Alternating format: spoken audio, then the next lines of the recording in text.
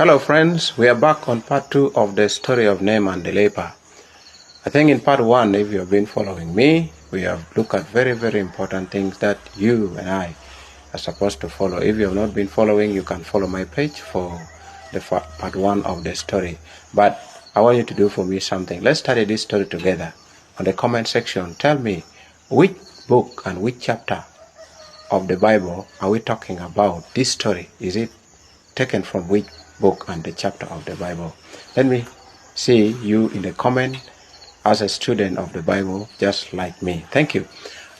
In part 1, we have just looked at Naaman being a man who was rich, respected, loved, commander of the army of Syria, but he had a problem of leprosy, and that is a thing which was eating him up. And since leprosy was spread by contact, he could not be allowed to go before people and mix with people, and he could call from a distance, unclean, unclean, if at all he is passing. And that was the problem which was torturing him. But a suggestion came to him that he should go to a prophet in Israel. When he went, his line of healing was different. His method was different. When he was told to go and wash 7 times in the river, he got annoyed. Just like today, most of us get annoyed because God does not answer us the way we want.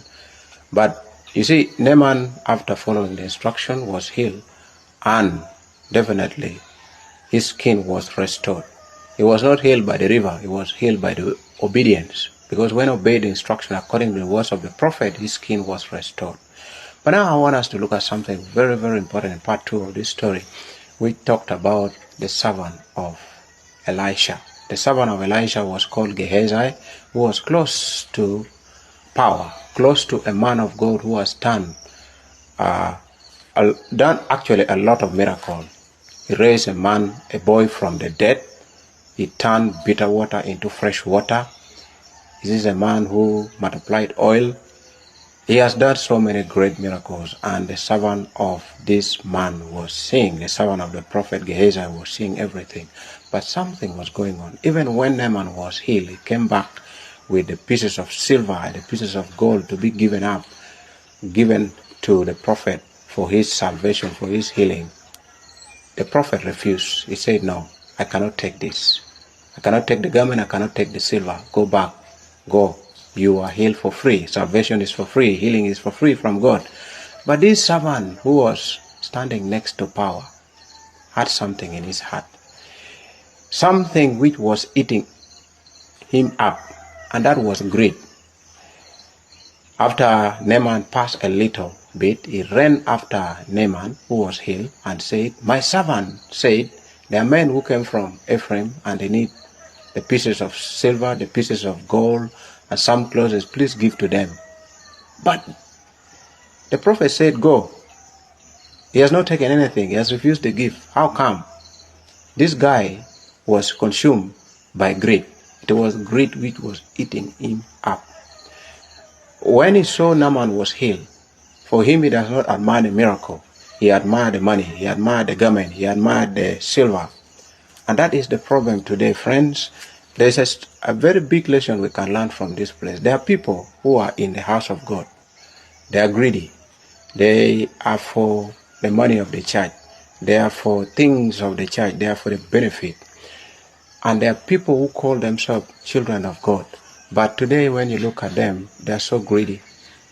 It could be secret sin. It could be secret desire. It could be corruption. It could be anything that is eating you up, but still you call yourself a child of God.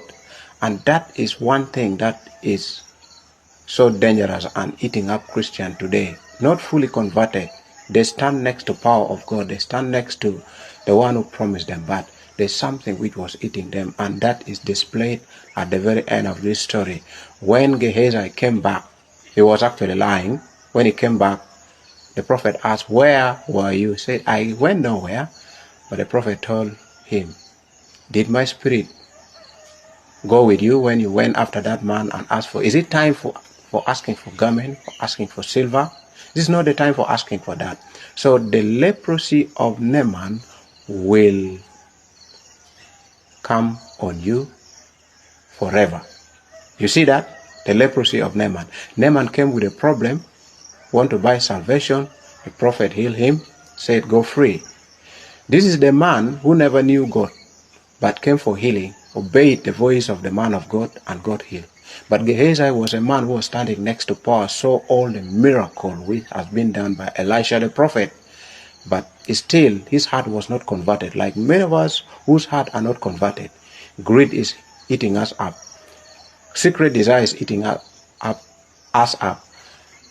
Corruption is eating us up. And that's why people wonder whether we are the children of God. Sometimes the healing, the curse, and everything fall on us not because we do not worship God the right way. It is because something is going on within us which was eating us. So, you may be having the gold, you may be having the silver, you may be having everything, but if it is not gotten in the right way, it will steal your honor, it will steal your integrity, and it will make you get sickness and you will be lost, just like Gehazi.